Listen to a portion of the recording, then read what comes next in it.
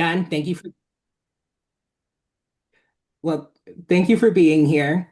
So I do want to make a comment about how this is structured.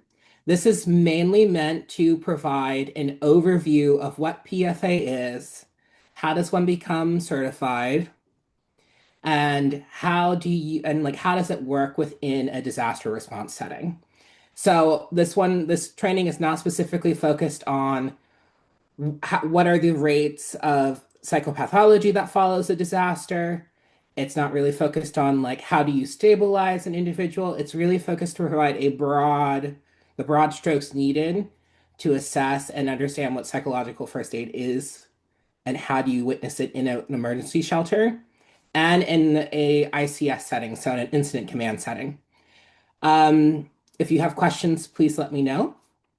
And so let's start.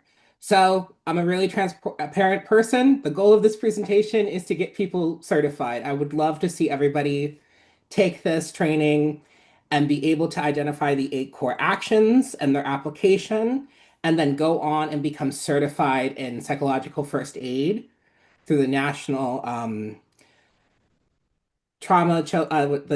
Children Trauma Stress Network, because they are the ones who created this framework. And it's a 5-hour training, and it's a 5 to 7 hour training. It's modular. It's go at your own pace, and you have to take a test. I know certification tests are not fun. Nobody likes them, but you just have to get an 80. Here's the link. I will send that link back out after this meeting, so you will have it. And I'm trying to make this as easy as possible. I will also send out the operation manual for psychological first aid, because there's a lot of great detail in it, and it's much more detailed and descriptive than this presentation. I tried to condense that along with some other information. So let's really dive into it. So before we begin, I want to set the scene. So as a PFA provider, you can provide PFA in a multitude of settings, to individuals who are struggling about tests, to individuals who are struggling after a car accident. But I want to relate this to the incident command system and what does disaster response really look like. So the PFA operational field guide is very specific about when you provide PFA, it starts the moment you enter the scene and the moment you begin your response. And so I have a little quick guide to entering a scene in regards to this. You want to know, who do you report to? Who else is responding with you? What resources are on the scene? Where do you report in for check-ins? Where are your medical providers? What information is available to support individuals in coping? And this isn't just how do we help somebody breathe? Do we have access to food? Do we have access to water? Is there a warm blanket? Is there a sweater? And then also like being aware of your team, like how does my team feel? And also yourself, how do I feel? So when you are engaging as a PFA provider, you are in essence the lifeline and bridge for your team, right? You are the one who is kind of in the background, observing your team and the people you are responding to and helping. So I wanted to kind of start that and like set the scene for what this is. Because 1 out of 3 people who experience disasters are likely to develop PTSD. That's huge. That is a huge, huge number. And and I know right now in Asheville, there's still that recovery process. There's still that response happening. And when you think about all those people, 1 out of 3 of those people will potentially develop PTSD symptomology or depression and anxiety. So PFA provides people like yourselves, like myself, with the ability to help support other individuals have better outcomes down the road. You don't have to be a therapist. I have a master's in mental health counseling. Um, and if I didn't, I still could provide PFA as long as I got certified. That's my only like caveat here, is to say for liability, be certified and know you're a good citizen, your good Samaritan laws. So the basics. What is PFA? PFA is a flexible model of rapid intervention administered to someone who has suffered, who is suffering, who have experienced a disaster. Not all people are going to need it. Some people are more resilient than others, and it's very much a personal factor. And I like to think of like PFA in my mind as okay, I'm here to provide a person with support. Everybody needs a certain level of support. My goal is to support the person in front of me with the most appropriate level of support that empowers them and enriches their lives. So from the website, I still really love this one. You'll see the excerpt, and it really kind of dives into it's meant to promote short-term and long-term adaptive function and coping. And so what we know about when we support coping, we support resilience. And when we support resilience, people have less mental health outcomes, less negative mental health outcomes. The one thing I think is so beautiful about this and why I was so excited to meet Kelsey was that when you look at the broad range of early response, you see physical, psychological, behavioral, and spiritual. And that is one aspect of this conversation that doesn't happen a lot is the spiritual aspect of trauma. A lot of people find comfort in religion. A lot of communities are centered around their religious hubs. PFA has a beautiful ability to help individuals in more than just preventing negative mental health outcome. And in part of that is because PFA allows for providers to utilize their existing knowledge. So it is a wonderful, beautiful practice that anybody can do and provide support to their community to help them cope. So the 5 components of PFA. So you have promoting safety, promoting calmness, self-efficacy, promoting connectedness, and the installation of hope. These are the base foundations for like what is disaster mental health response. This really forms a lot of the field. And then you have the core actions of PFA, which is contact, engagement, safety and comfort, stabilization, information gathering, practical assistance, connection with social supports, information on coping, and linking to collaborative services, excuse me. I will get there. That's a lot. There's a lot of portions of this. A lot of this is basically here's what PFA and how it has come to be. And PFA providers, as I said, are like bridges. They help bridge connections between people who are suffering to services, and you get to become a bridge to safety. So one thing I loved about being in the mental health field is my ability to sit with somebody and hold that space for them. And so you do the same thing with PFA. You create the space, you hold the space, and you help somebody navigate that space. So promoting safety, this is probably the most simple. If you have to promote safety by moving somebody, move that person, remove them out of the way of harm, create safety, provide shelter. If they are very upset, if they have a lot of personal feelings that are very negative, engage those individuals and provide emotional support. If there's an environmental hazard, there's another storm coming, something else will take place, move that person and continue forward. And, we create the environment and we support people's needs. And then promoting calmness. This is probably, I think, one of the most beautiful things about the components is we want to help people recenter and refine themselves. And have we all heard of the spoon theory? Like you only have so many spoons a day. So some people, I would say all people, should be really considering the spoon theory. We all have a drawer full of spoons. And every time we do something, we use a spoon. And by the end of the day, we might have some spoons that are still clean, and some of them might be dirty, and now we need to take a break. So we have to be aware of our own individual spoons about how we can engage with other activities, with high intense emotions, with our own high intense emotions. So I think it's very great to consider that when you're promoting calm. because you want to support people with adaptive functioning. You want to increase their ability to return back to being normal. Also, you will have all of these slides, just so you know. So self and collective efficacy is, or do we believe we can change, and can we change as a community? Think about like, how does negative views of self impact an individual's confidence? And and how do positive worldviews support people's ability to continue? So this is a core element is we want to empower. PFA is about empowerment. We don't do things for people. We empower people to do things for themselves. Sorry if that's going a little quickly. I have an activity I would really like to get to with all of you guys if we can. And then promoting connectedness. I'm a bad neighbor. I don't know my neighbors' names. And and so the reason I bring that up is PFA is built on the principle of being socially connected. We want to help people reconnect with their community after they face a disaster, after they face a traumatic event.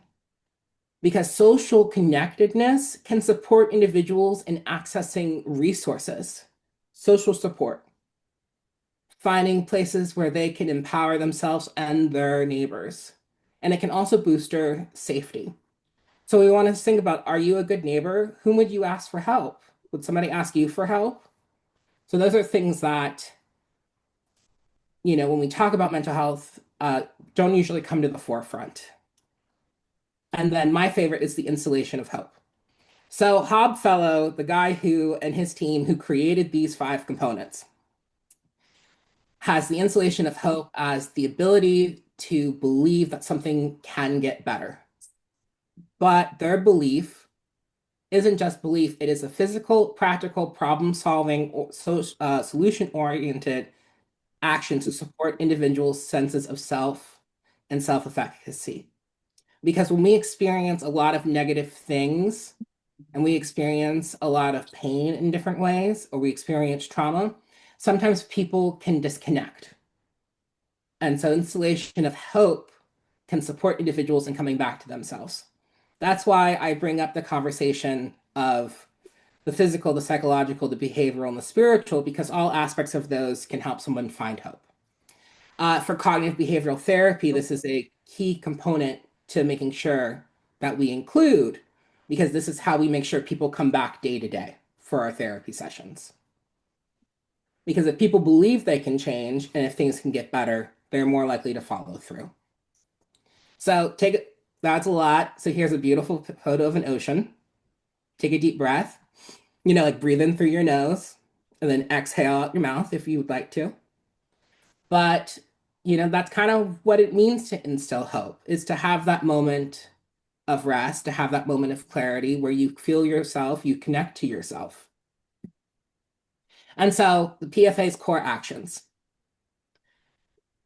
This is something that I think is really fun, and I hope that everybody who walks away from this training today thinks about not necessarily of this is how I can help a person sitting in front of me, but think of it as this is how I can connect with the person who is next to me on my day of my everyday, right?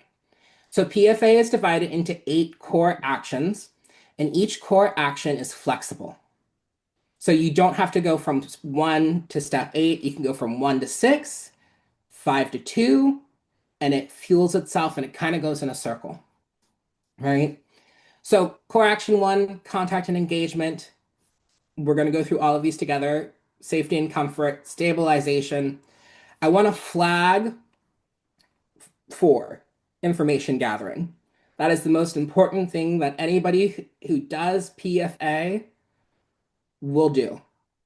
And I will explain why in a second.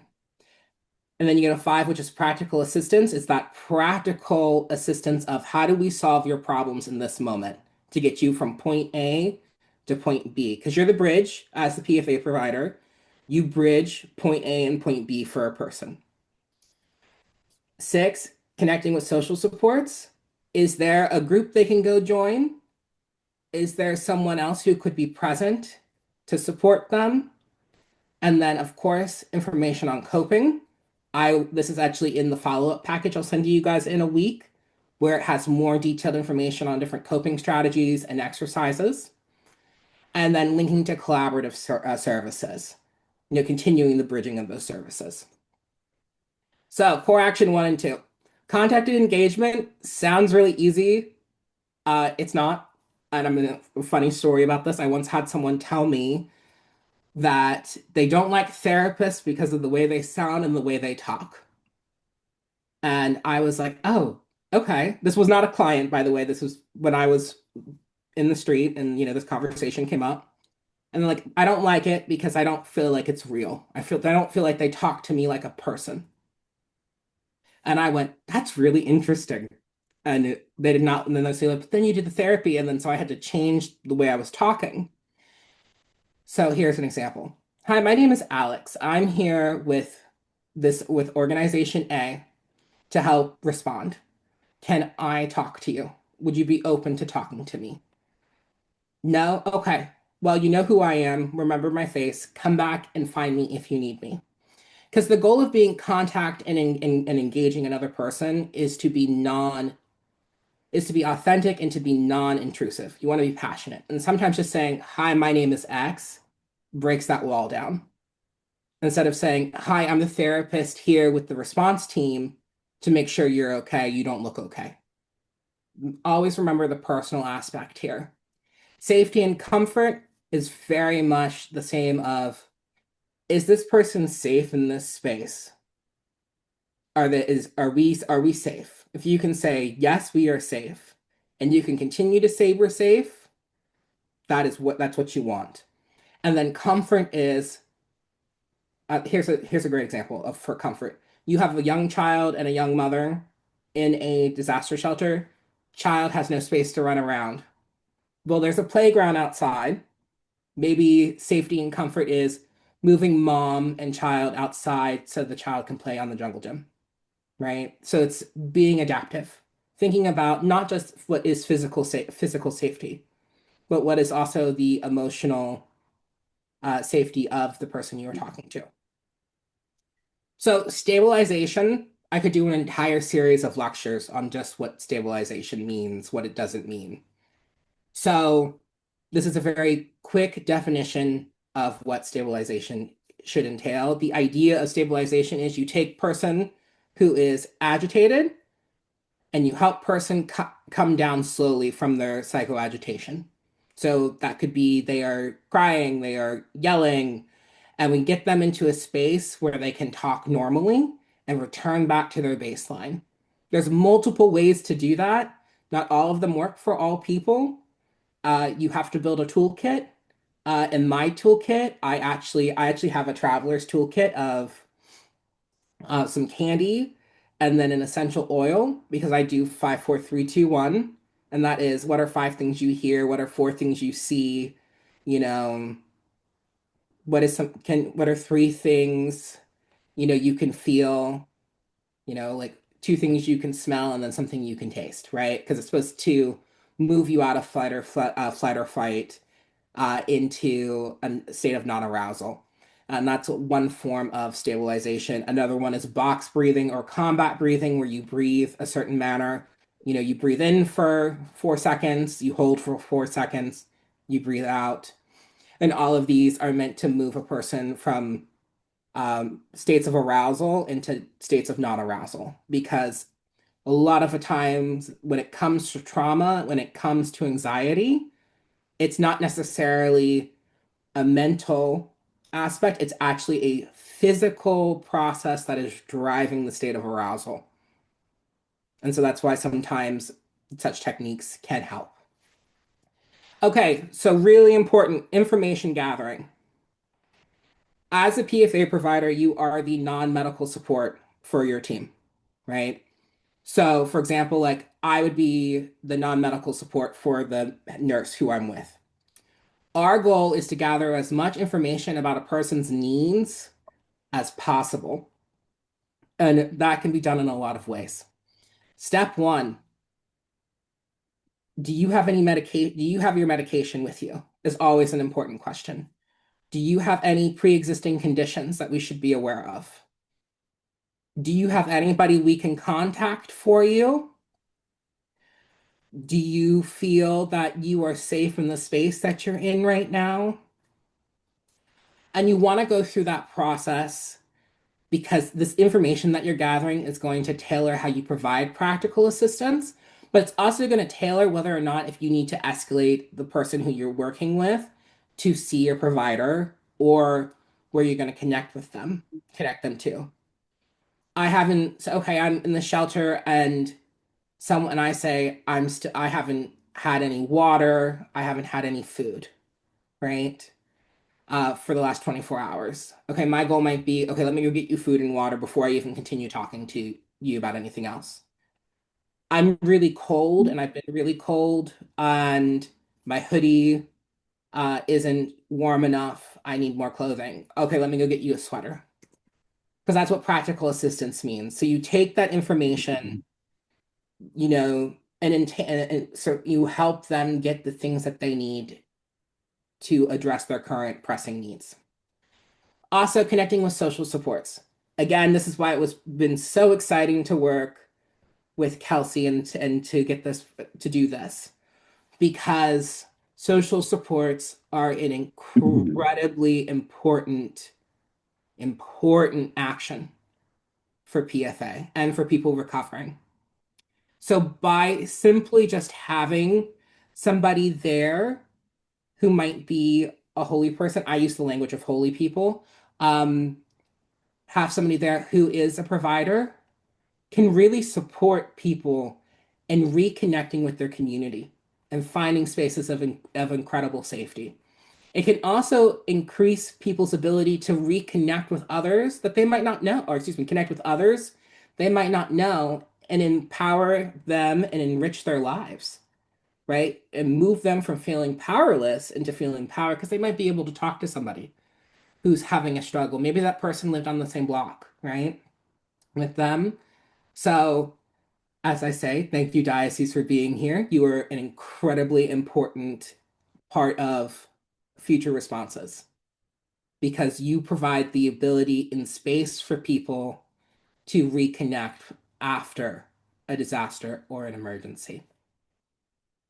And this also goes for any organization. So I know there are some of you who are from the community and who are part of other organizations. Thank you for being here. Thank you for participating in this because you also provide that space for people. So, information for coping. I use the language of you can't expect a person to know what's happening if they've never been told what can happen, right? So, think of this as the educational component and saying, oh, just hey, you're telling me that your heart's fluttering, you're sweating, you're shaking. Has anybody ever told you that like those are signs of anxiety? Or maybe we ask the question of, are you feeling anxious about being here? Right? We want to educate about stress reactions.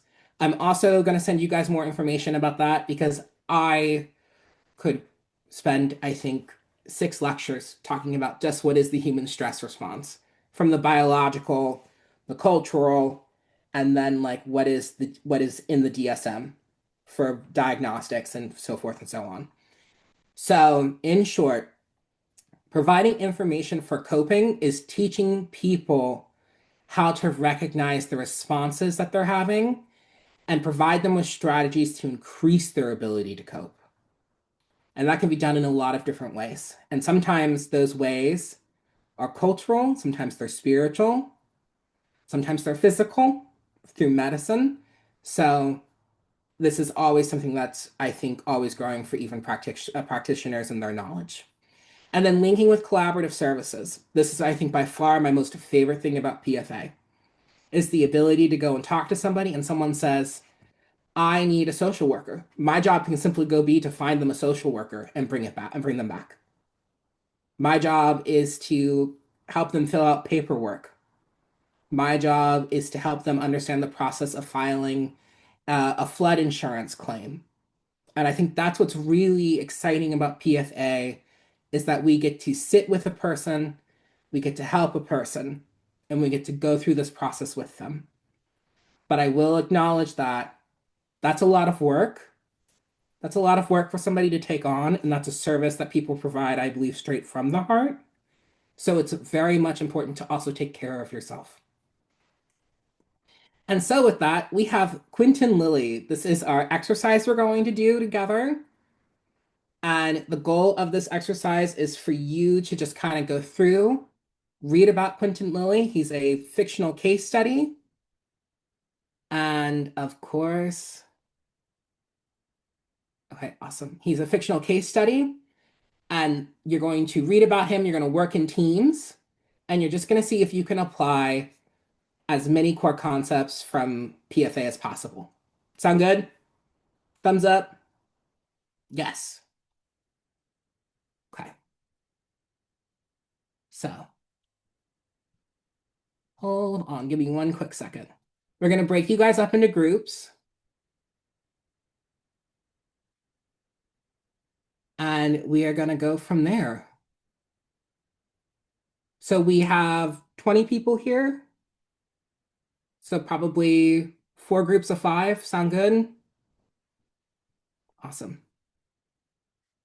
And my question for you guys is, would you like for me to read this to you while we're all together, or would you like me to send it to you? And we'll just dive right in. Read it, and send it to us. Awesome. Thanks. So this is a fictional case study, and it's about an individual named Quentin Lilly. So your goal with Quentin Lilly is to apply as many core 8 actions of PFA to his situation and work as a team to simply say, this is what I think I would do. You do not need to have an answer. You don't have to decide how you're going to do it. Just got to try your best. There's no wrong answer here. So you have been stationed in an emergency shelter in Omaha. The emergency shelter you have been stationed in has been activated due to an EF5 tornado. The tornado has caused massive destruction in downtown Omaha, resulting in the displacement of over 1,000 residents. The emergency shelter has been activated in a local high school gymnasium and is being powered by generators. As you have been doing your rounds around the shelter and checking in on the people in the gymnasium, you observe a young man dressed in a wet hoodie, dirty jeans, and old shoes. He appears to be firmly clutching a backpack. He arrived at the shelter an hour ago. When no one is looking, this young man fills his backpack with water bottles and pre-packaged non-perishable food from the community resource tables in the back of the shelter. He consistently avoids engaging with other volunteers and appears agitated when people get too close to him or the cot where he sleeps. You observe him yelling at a young child not to touch his things, and he becomes irate when a volunteer checks in on him. Over the next hour, you observe him crying, staying blankly at his feet. He continues to refuse to engage with others on your team. A fellow volunteer, Marcia, informs you that his name is Quentin Lilly. Marcia and the other volunteers are worried about his growing irritability and refusal to engage. When he is not sitting or lying on the cot, he paces around the gymnasium and appears increasingly panicked. He frequently tries to leave the building with what appears to be a dog harness and a leash. Local law enforcement has asked individuals to remain within the shelter due to safety concerns and power outages currently affecting the disaster response. A shelter-in-place order has been implemented for the city. Your goal is to triage Quentin Lilly and to support him in in addressing his concerns. And you just want to come up with a game plan of what you would do. There's no right or wrong answer. It is simply just how would I talk to Quentin and how would I help him find a little bit of peace in this moment? That's it. So I'm gonna check and I will send this to you guys so you can continue. There's 2 parts, and then maybe we can go through it. But before we start this, I want to just have a check-in. How are we feeling? This is a heavy topic. Can I get thumbs, side thumbs if no? Good? Awesome. Fantastic. I love it. Thank you so much. Okay. Let me put this in the chat.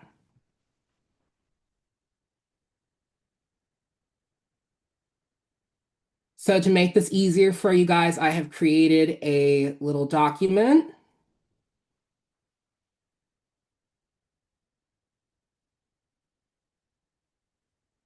where you can log your responses, and I will keep track of them. And do we want to break everybody up and then I will send out the awesome.